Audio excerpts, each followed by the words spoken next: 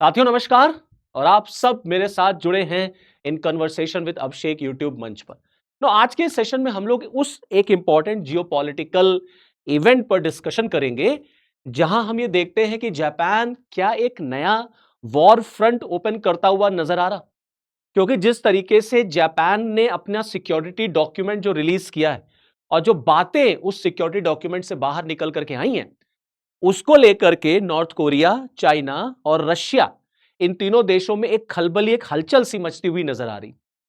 तो क्या ये सिक्योरिटी डॉक्यूमेंट हमें आने वाले दिनों में इस पूरे इंडो पैसिफिक रीजन में या पूरे एशिया पैसिफिक रीजन में क्या आने वाले दिनों में हमें टेंशन बढ़ती हुई नजर आएगी? क्या यहां से वॉर जैसी सिचुएशन बनती हुई नजर आ रही है?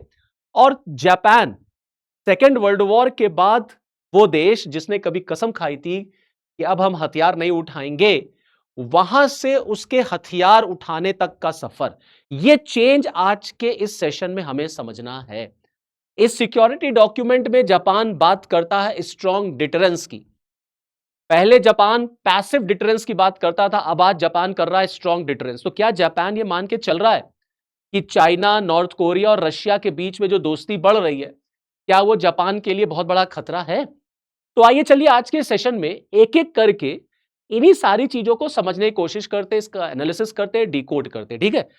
तो हो सकता है ये सेशन थोड़ा सा लंबा हो जाए, तो प्लीज आप मैनेज कर लीजिएगा, लेकिन देखिएगा पूरा। ठीक है? तब आपको पूरी कहानी जो है वो समझ में आएगी। सेशन को आगे बढ़ाने से पहले मेरा एक हम्बल रिक्वेस्ट है आप सबसे कि अगर आप सब ये सेशन, ये वीडियो पहली बार देख रहे हैं, तो प्लीज इसको लाइक, शेयर और सब्सक्राइब जरूर करिएगा। ठीक? तो चलिए देखिए खबर क्या निकल के आई है। खबर ये निकल के आई है द कोरियन हराल्ड की। ये खबर है कि नॉर्थ कोरिया भी भैया शामिल हो गया है चाइना और रशिया के उस क्लब में, जिन्होंने मिलकर के जापान के नए सिक्योरिटी डॉक्यूमेंट 26 को क्रिटिसाइज किया है, आलोचना की है। क्योंकि जापान का जो सिक्योरिटी डॉक्यूमेंट आया उसमें जो बातें कही गई हैं, उसमें चीन को अपना एक बहुत बड़ा कॉम्पिटिटर, चीन को अपने लिए एक बहुत बड़ा खतरा यहां पर जापान की तरफ से माना गया है। और लगातार जापान जिस तरीके से अपने मिलिट्री पावर को, अपने डिफेंस पावर को स्ट्रेंथन कर रहा है, उसको लेकर के यहां पर ये तीनों देश, नॉर्थ कोरिया, चाइना और रशिया, इन तीनों देशों ने जापान की आलोचना की है। और आप देखें इन तीनों देशों के बीच में, नॉर्थ कोरिया के बीच में, रशिया के बीच में और जापान, आपके चाइना के बीच में, लगातार आपको मिलिट्री टाइज जो हैं वो होती हुई नजर आएंगी। आप देखिए, मैं आपको वो इमेज दिखाना चाहूंगा जहां पर व्लादिमीर पुतिन, शी जिनपिंग और किम आपको एक साथ नजर आएंगे। ये फोटो है वहां की, जब ये तीनों नेता चीन में प्रेजेंट थे। ठीक है? पुतिन को भी आप देख सकते हैं, शी जिनपिंग को भी आप देखेंगे और नॉर्थ कोरिया को भी आप देख सकते हो। तो इन तीनों देशों के बीच में जो ये बढ़ती हुई नजदीकियां हैं, जापान इसको अपने लिए एक बहुत बड़ा खतरा मानता है। ठीक है? सेकेंड वर्ल्ड वॉर में हम सबको पता है कि जापान वो एक देश था जिसके ऊपर एटम बम तक गिरा, नागासाकी और हिरोशिमा पर, little boy of fat man. वहां से फिर जापान ने ये बात किया कि यार अब हम कभी भी हथियार नहीं उठाएंगे, लड़ाई वड़ाई की तरफ नहीं जाएंगे। वहां से ये देखिए 2026 में जो डॉक्यूमेंट आया है, उसमें जापान ये मानता है कि चाइना का एग्रेशन जो है वो जापान के लिए बहुत बड़ा खतरा है। अब आप देखें, मैं आपको साउथ चाइना सी भी दिखाना चाहता हूं। ये देखिए, ये साउथ चाइना सी, ये सारी लोकेशंस आपको जानना बहुत जरूरी है, तब आप पूरी पिक्चर को और अच्छे तरह से एनालाइज कर पाएंगे ना। ये जो साउथ चाइना सी आप देख रहे हैं और ये जो ताइवान आप देख रहे हैं, चाइना इस पूरे साउथ चाइना सी को एक्वायर करना चाहता है, क्योंकि साउथ चाइना सी भी नेचुरल रिसोर्सेज में, पेट्रोलियम वगैरह बड़ा रिच है। और चीन जिस तरीके से लगातार अपनी एक्सपेंशनिस्ट पॉलिसी पे काम कर रहा है, ये उसका रिजल्ट है कि चाइना लगातार इस साउथ चाइना सी में अपने आप को और मजबूत करता हुआ आपको दिखेगा। इसीलिए आप देखेंगे चीन का इस पूरे साउथ चाइना सी के आसपास जितने भी देश है, चाहे वो वियतनाम है, चाहे ब्रुनेई है, चाहे फिलीपींस है, इन सब से उसका पंगा है, मलेशिया है, इन सब से उसका पंगा है।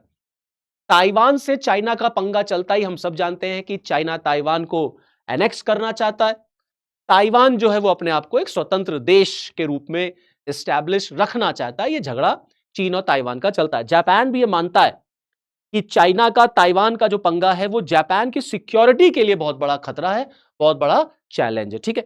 अब देखिए, जरा मैप पर लोकेट कर लिया जाए कि ये चाइना, ये नॉर्थ कोरिया और ये रशिया पड़ेंगे कहां पर। तो ये देखिए, ये आप चीन को देख सकते हैं, चाइना का बॉर्डर बनाता हुआ नॉर्थ कोरिया आपको नजर आएगा, और यहां पर आप देख लेंगे ये रशिया, ये पूरा उसके ऊपर आप मैप पर रशिया देख पाएंगे, मैंने इतना सा एरिया रशिया का लिया। तो ये रशिया है, ये नॉर्थ कोरिया है और ये चाइना है। इन तीनों देशों के बीच में जो मिलिट्री टाइज, जो डिफेंस टाइज इस समय पक रही हैं, जो हो रही हैं, और तीनों का आपस में मिलना, ये जापान को लगता है जापान के लिए बहुत बड़ा चैलेंज लेकर के आता है। तो जापान जिसने कभी पैसिव रेजिस्टेंस की बात की थी, आज जापान कहता है नहीं, अब समय बदल चुका है, अब हमें और ज्यादा से ज्यादा मिलिट्री पर काम करना पड़ेगा, हमें अपने मिलिट्री पावर को बढ़ाना पड़ेगा, हमें अपनी आर्मी को बढ़ाना पड़ेगा, हमें टेक्नोलॉजी पे काम करना पड़ेगा, हमें ड्रोन टेक्नोलॉजी पे काम करना पड़ेगा, एआई पे काम करना पड़ेगा, जिससे हम आने वाले दिनों में चाइना का, स्पेशली जापान कह रहा है कि स्पेशली हम चाइना का मुकाबला कर सके। और लगातार चीन और रशिया और नॉर्थ कोरिया के बीच में एक ट्रायंगल, एक नेक्सस बनता हुआ यहां पर आपको दिखेगा। आप देखिए अभी कुछ दिन पहले शी जिनपिंग नॉर्थ कोरिया की यात्रा पर भी गए थे।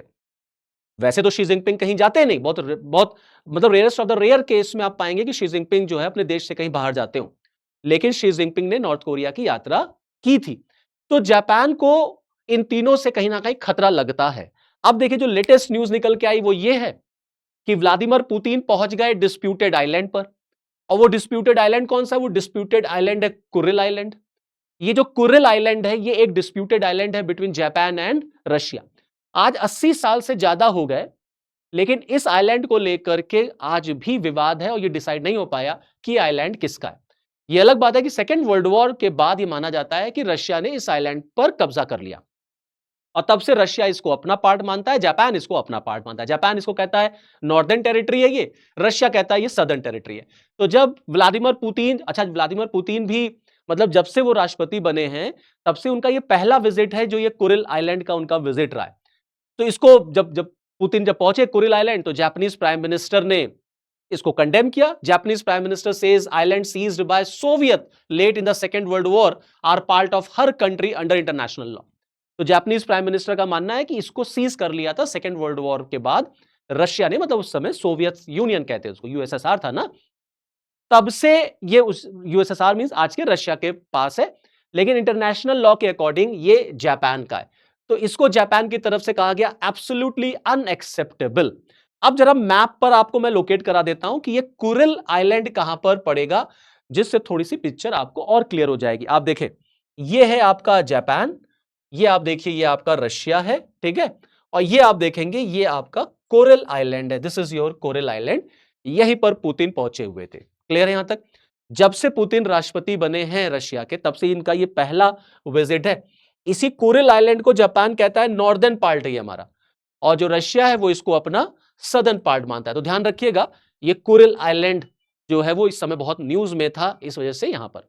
दूसरा जो मैंने आपको बताया कि जापान कहता है कि चाइना जिस तरीके से साउथ चाइना सी में अपना प्रेजेंस, अपना एक्सपेंशनिस्ट पॉलिसी को इंप्लीमेंट करता है, और लगातार चाइना जिस तरह से ताइवान को थ्रेट करता है, हम अक्सर देखते हैं जब चाइना जो है वो ताइवान के आसपास मिलिट्री ड्रिल करेगा, यहां पर वो इसको पूरा एकदम कॉर्डन ऑफ करने की जो है चाइना कोशिश करता है, अपने फाइटर जेट्स इसी ताइवान के ऊपर से उड़ाएगा, है ना, अपने सबमरीन्स भेज देगा, अपने शिप्स जो है यहां पर डिप्लॉय कर देगा, जिससे ताइवान के ऊपर एक साइकोलॉजिकल इंपैक्ट ये रहे कि ताइवान को ये पता चले कि कितना विशाल देश है चाइना और कितना छोटा सा देश है ताइवान, और ताइवान कभी भी चाइना से जीत नहीं पाएगा। चाइना ताइवान को अपना पार्ट मानता है अंडर वन चाइना पॉलिसी। मैंने अपने कई लास्ट वीडियोस में वन चाइना पॉलिसी डिस्कस भी किया है। लेकिन ताइवान जो है वो अपने आप को एक सोवरेन कंट्री मानता है। ताइवान कहता है कि ताइवान इज नॉट चाइना। ठीक, यहां तक बात क्लियर हो गई। अब जिस तरीके से चीन ताइवान में इंटरफेयर करता है, ताइवान को डराता धमकाता है, बस आप देखिए ये ताइवान है, ये देखिए ये जापान है, ये आपका नॉर्थ कोरिया है, ये आपका साउथ कोरिया है। तो जापान को लगता है कि जिस तरीके से चाइना इस पूरे नॉर्थ चाइना सी, साउथ चाइना सी, ये फॉर्मोसा स्ट्रेट, ये पूरे रीजन में जिस तरीके से चीन जो है वो दखल देता है, वो कहीं ना कहीं जापान के लिए एक थ्रेट है, जापान के लिए एक खतरा है। इस बात की ओर जापान का 26 डिफेंस डॉक्यूमेंट जो है वो हाईलाइट करता है। तो ये आप देखिए जापान का 26 डिफेंस व्हाइट पेपर है, जो न्यू एरा ऑफ क्राइसिस की बात करता है इन इंडो पैसिफिक में। ओके, ये 2026 का डिफेंस ऑफ जापान, जिसको व्हाइट पेपर जापानीज गवर्नमेंट लेकर के आई, मतलब एक तरीके का डॉक्यूमेंट है, आप ऐसा समझ लें। ठीक, अब देखिए इससे कुछ इंपॉर्टेंट अगर मैं पॉइंट्स आपके के लिए जो है बताऊं, अगर इस पूरे डॉक्यूमेंट में इंपॉर्टेंट बातें जो कही गई हैं वो देखिए क्या है इंपॉर्टेंट बातें। The international community is facing it's greatest trial since second world war and is entering in a new era of crisis. द्वितीय विश्व युद्ध के बाद से आज इंटरनेशनल कम्युनिटी जो है ना वो नए एरा ऑफ क्राइसिस में इंटर कर रही है। जिस तरीके के हालात रशिया यूक्रेन वॉर और जिस तरीके से चाइना, रशिया और नॉर्थ कोरिया ये तीनों मिल करके इस पूरे रीजन में खेल खेल रहे हैं, चाइना जिस तरीके से यहां पे दखल दे रहा है, जापान कहता है वो नया एरा ऑफ क्राइसिस लेकर के आएगा। इसकी तरफ डॉक्यूमेंट जो है वो कहीं ना कहीं इशारा कर रहा है। ठीक, it can not be ruled out that a serious situation similar to Russia's aggression against Ukraine may occur in the Indo Pacific region in the future, particularly in East Asia. Document कहता है कि आप इससे बिल्कुल भी आंखें बंद नहीं कर सकते, इस फैक्ट को आप इग्नोर नहीं कर सकते कि रशिया का जो एग्रेशन था यूक्रेन में, जापान रशिया को एक एग्रेसर मान रहा है और रशिया ने जो यूक्रेन में एग्रेशन किया है बिल्कुल वैसे ही इंडो पैसिफिक में भी हमें एग्रेशन दिख सकता है, पर्टिकुलरली ईस्ट एशिया में, मतलब जापान वाले रीजन में। डॉक्यूमेंट कहता है कि चाइना, रशिया और नॉर्थ कोरिया ये कल्प्रिट्स हैं। आप देखिए ये कल्प्रिट्स हैं, मतलब जापान इन तीनों को अपना विलन मान रहा है। In fact Japan 26 defence white paper noted China presents the greatest strategic challenge. Japan का ये डिफेंस व्हाइट पेपर मानता है कि उसके लिए सबसे बड़ा अगर चैलेंज कोई है तो चाइना है, चाइना का प्रेजेंस है, और खास तौर से बीजिंग का जो ग्रोइंग रिलेशन है with Moscow in joint exercises as an alarming trend.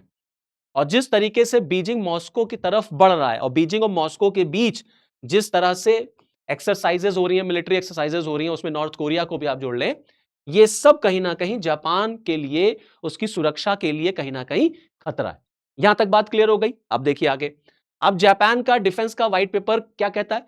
Uh strong military की जरूरत है जापान को, a technology first strategy, a tougher China deterrence.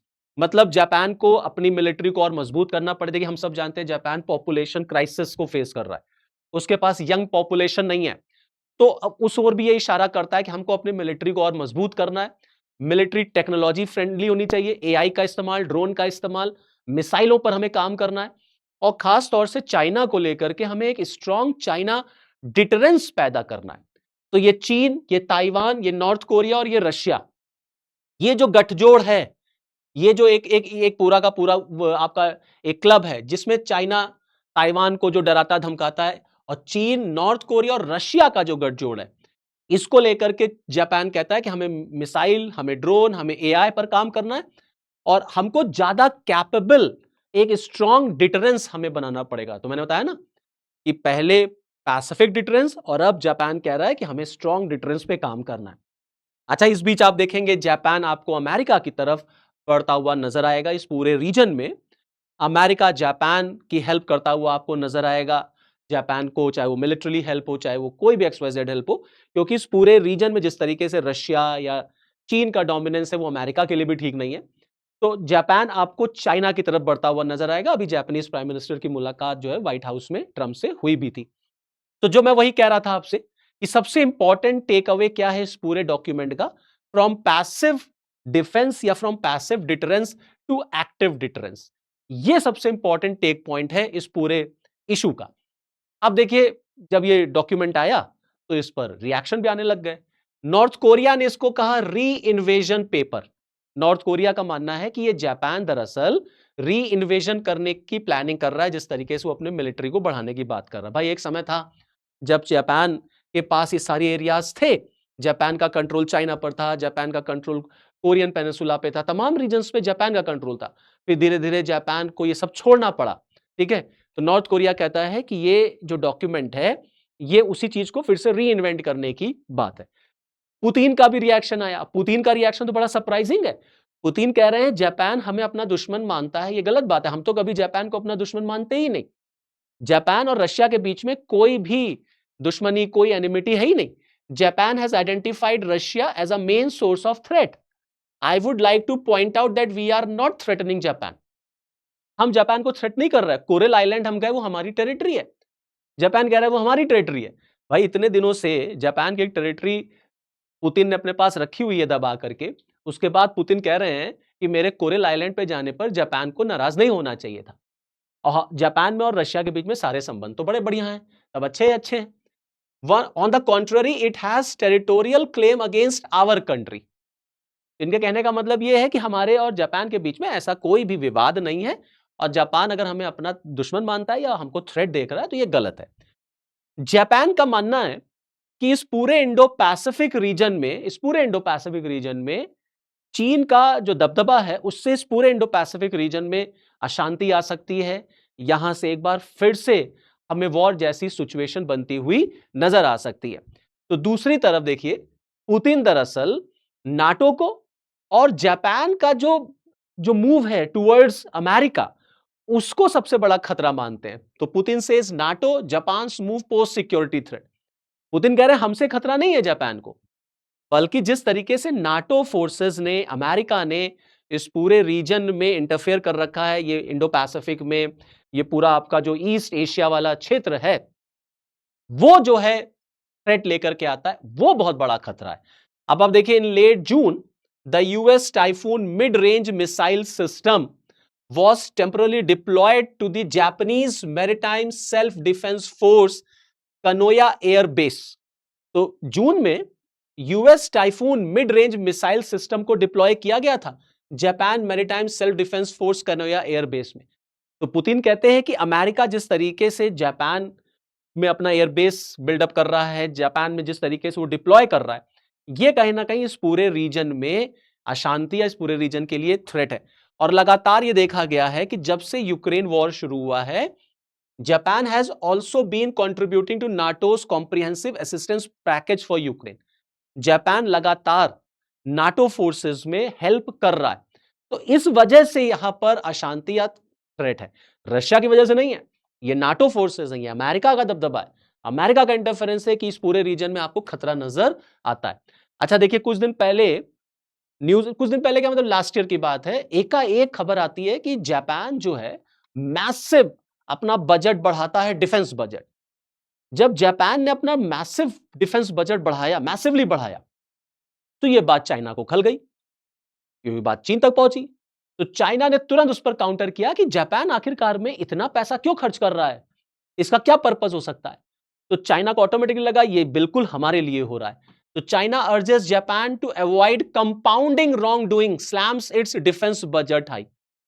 तो तुरंत जापान के उस डिफेंस बजट हाइक पर चीन का रिएक्शन आया और चाइना ने उसको क्रिटिसाइज किया कि बिल्कुल जापान को यह काम नहीं करना चाहिए, क्योंकि इससे आर्म रेस इस पूरे रीजन में बढ़ सकती है। जैसे जापान अपना अगर बजट बढ़ाएगा तो भाई हमको भी बढ़ाना पड़ेगा, तो कहीं ना कहीं इस पूरे क्षेत्र में अशांति पैदा होगी।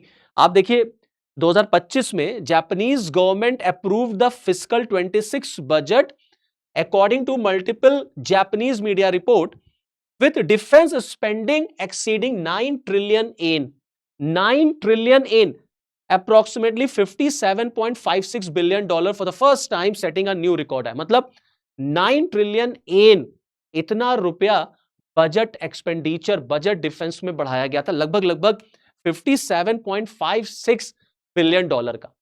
तो जब जापान ने ये बजट बढ़ाया अपना डिफेंस बजट, तो अब क्यों बढ़ाया? क्योंकि ऑब्वियस सी बात है, जापान को कंपटीशन, जापान को खतरा है चीन से। तो चाइना ने इसको फिर क्रिटिसाइज किया कि नहीं, ये ठीक नहीं है। तो कुल मिलाकर के इस पूरे क्षेत्र में, इस पूरे आप ईस्ट जो आपका एशिया है, जापान वाला ये रीजन है, यहां पर आप देख सकते हैं कि ये सारे जो कंट्रीज हैं, चाहे वो चाइना है, चाहे नॉर्थ कोरिया है, चाहे वो रशिया है, ये सब मिलकर के आपको, ये तीनों कंट्रीज आपको मिलकर के एक ग्रुप बनाते हुए, एक नेक्सस बनाते हुए नजर आएंगे। ठीक है, जापान को इनसे अपना मतलब अपने लिए खतरा पैदा होता है। ये तीनों कंट्रीज कहीं ना कहीं जापान के लिए एक थ्रेट हैं, बिल्कुल ऐसे ही पड़ते हैं, आमने सामने हैं। इधर चाइना है, इधर जापान है, एक दूसरे को देख रहे हैं। ठीक है, इधर बीच में कोरिया आ जाता है, वो भी एक दूसरे को देख रहा है। तो जापान का जो ये नया सिक्योरिटी डॉक्यूमेंट आया, जो व्हाइट पेपर है, ये इस ओर इशारा करता है। तो ऑटोमेटिकली जापान ने जिस तरीके से एग्रेसिव बातें की हैं अपने सिक्योरिटी डॉक्यूमेंट में, वो इन कंट्रीज को कहीं ना कहीं परेशान करती। अब आगे देखेंगे किस तरीके से और चीजें निकल करके आती। जैसा भी होगा आपके साथ मिलूंगा, मैं आपको अपडेट करूंगा। तो चलिए फिर इस सेशन में इतना ही, फिर मुझे दीजिए इजाजत। बट जाने से पहले फिर वही रिक्वेस्ट, अगर आप वीडियो मेरा पहली बार देख रहे हैं तो प्लीज इसको लाइक, शेयर और सब्सक्राइब जरूर करिएगा। नमस्कार।